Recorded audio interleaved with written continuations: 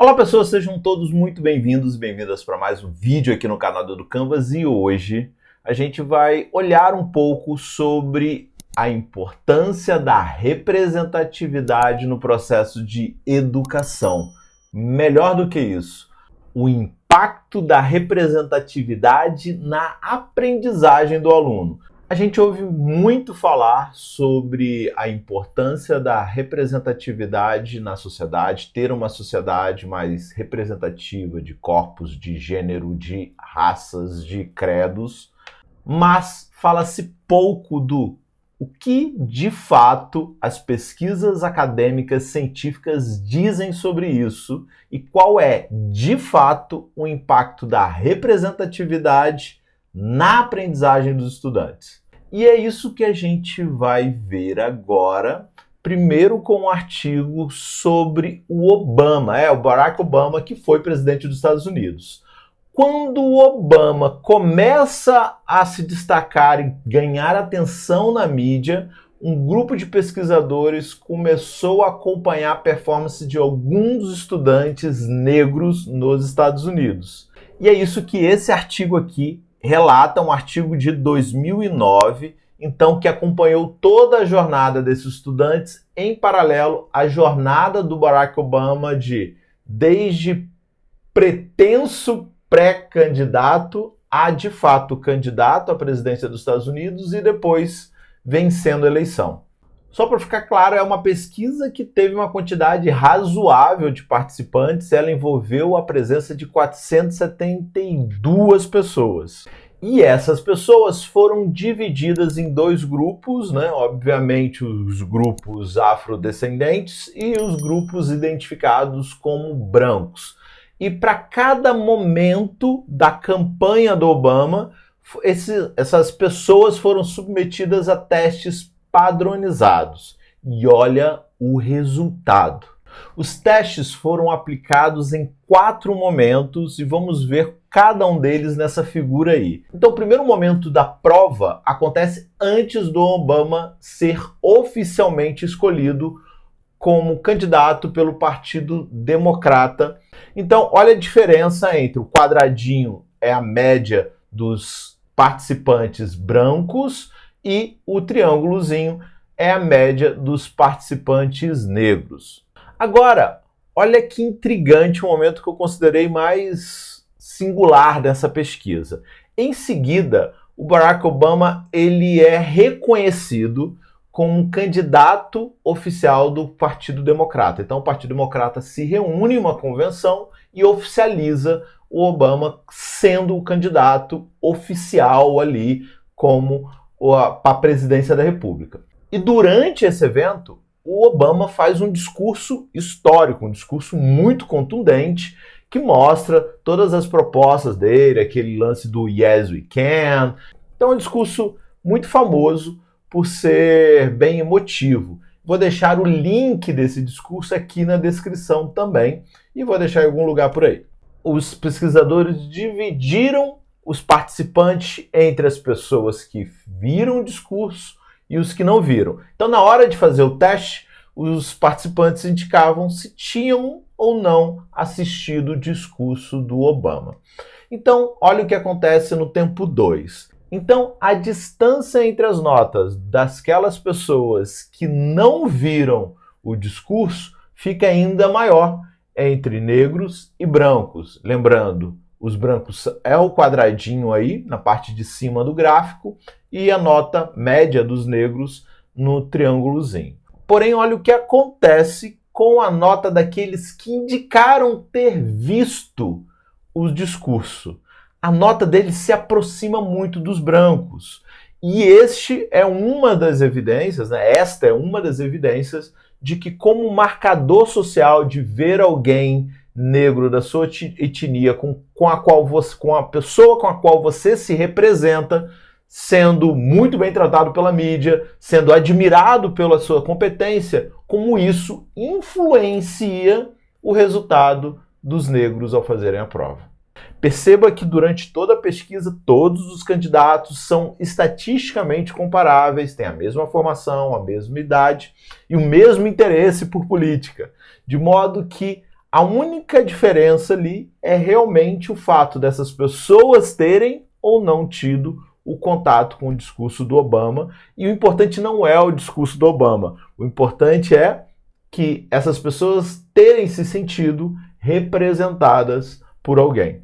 Em seguida, a pesquisa continua fazendo, né, testes padronizados, e entre o discurso e a eleição, né, o dia da eleição, o Barack Obama começa a receber menos atenção da mídia e, consequentemente, a nota dos afro-americanos reduz um pouco. Porém, quando Obama vence a eleição, e é isso que acontece num quarto momento, né, no gráfico, esse teste padronizado último é aplicado depois da eleição, então todo mundo já sabe o resultado da eleição.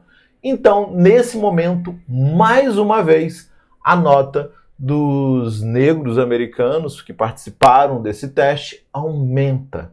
Então todo esse artigo mostra a importância de termos representatividade e como que a representatividade impacta diretamente a performance de estudantes nas avaliações padronizadas. Você pode estar pensando que isto aconteceu apenas por causa do Barack Obama, mas não. Outras pesquisas corroboram a mesma hipótese. Este outro artigo que está aí, dessa vez publicado do outro lado do Atlântico, na revista britânica, na revista da Sociedade Britânica de Psicologia, ele traz resultados semelhantes. Ele foi feito antes da pesquisa do Obama, foi tido como até uma referência. Olhem só alguns resultados interessantes. Então, essa pesquisa se baseou em estudantes de Harvard e pegou 32 estudantes negros de Harvard e 27 estudantes brancos de Harvard. E colocou essas pessoas para fazer uma série de testes.